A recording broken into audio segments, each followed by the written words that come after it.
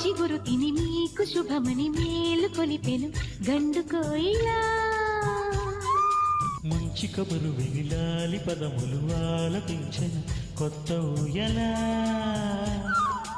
ఇంతలో కల పండగ ఇంటిలో తొలి పండుగ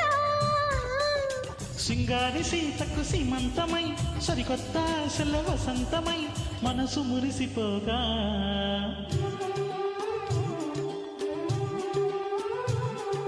మావి చిగురు తిని నీకు శుభమని మేలు కొలిపెను గండు కోయిలా